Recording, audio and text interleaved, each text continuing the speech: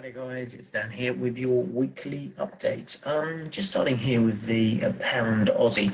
So we are still early here in a sort of momentum trigger phase. You can see here I've labelled it, and still sort of PTS red. A little bit sort of flattened sideways. We're just trying to work our way through, this support. But if that breaks, then we could, see some real sort of nice downside.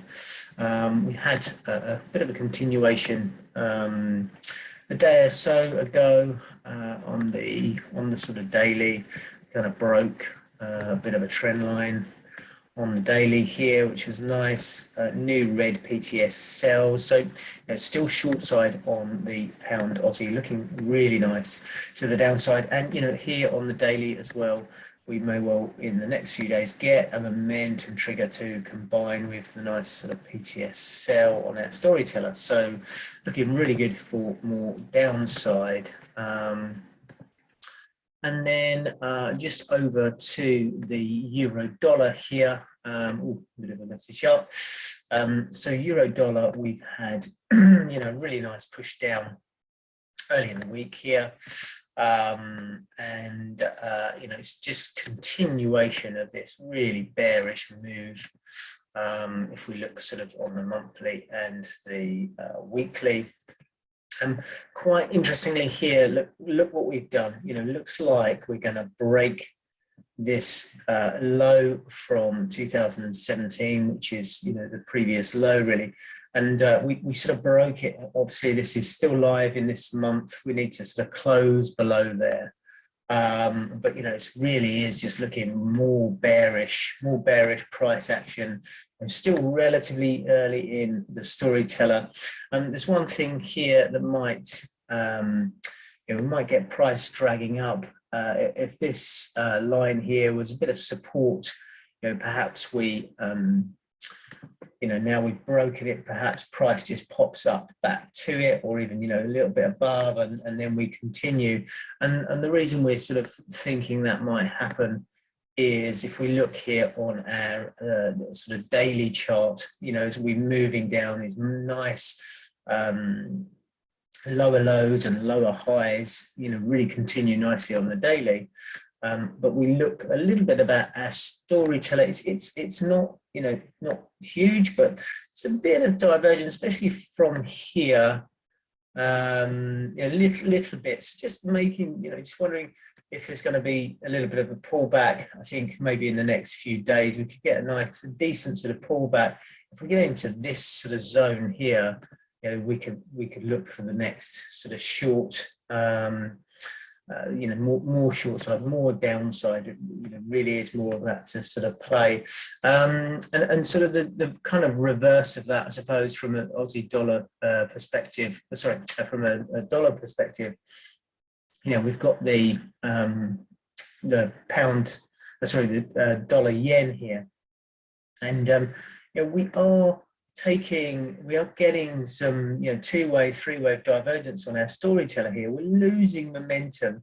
It's been a fabulous up move here, and just really we're a bit toppy. We're getting sort of trend predictor indicators here. Just wonder if we might just have a pop down at some stage. We've been looking at this for a while and it's never quite happened, but we pop down here and we find support and we turn green again on this daily, then we could be off at the races. And if we think about the dollar, then we need to look at the sort of dollar index, and we see here on on that daily is sort of the exact similar to the euro dollar. There's a bit of divergence here, so maybe we just the dollar it's been so strong. Maybe just come off a little bit, and we then look for the next upside. If we there's concern about obviously the dollar yen being really extended, very separated. If we look here on the weekly, we are really overcooked here. Look at all the moving averages, how kind of separated they are on the chart. Such an explosion up to the upside we've had here. and you know, I think a nice decent pullback is due. But if we actually pan out to a monthly chart and then really open it up, it looks extended, similar here, really looks extended. I'd love it if we just pull back into this sort of area, and then we will, you know, potentially look for some more upside, because if we just sort of pan out here and suddenly, you know, really out wide zoom on the chart, it looks like it's just the beginning of a nice move here. And the next target is surely got to be 14,800. So, you know, if we do get that little, you know, that correction down into the sort of 2000s, maybe a 12,000 zone, then we could have a nice bounce and really nice rally. So, you know, dollar is where it's at. You know, it's looking really good. Then we just look at the some of the yen pairs. This is euro yen here. You know, we had a really nice kind of sell off after a trend predictor just a few days, you know, a few days ago, end of last week. We said a couple of weeks back that these yen pairs were looking to sort of roll over, and now we're getting kind of momentum trigger, and they're still in an uptrend. So you know, it's probably more upside to come. It was CAD yen was the other market that we looked at. Now that didn't roll over as much, but still sort of came off its highs with this sort of daily trend predictor. So really great indicator there, telling us that we could have the next day as a down day. So yeah, yen pairs just sort of coming off their highs. And then we just, you know, cast our eye over the stock markets.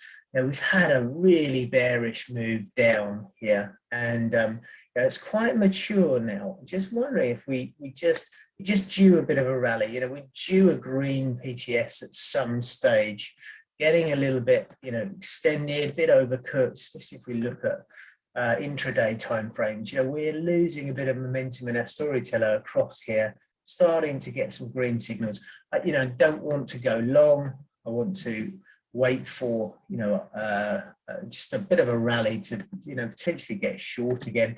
We, when it came to, I think the DAX here, yeah, we were at, you know, we've got a band of support here, and that's where we've kind of bounced. We've done it a couple of times now, you know, back at the original sort of sell-off.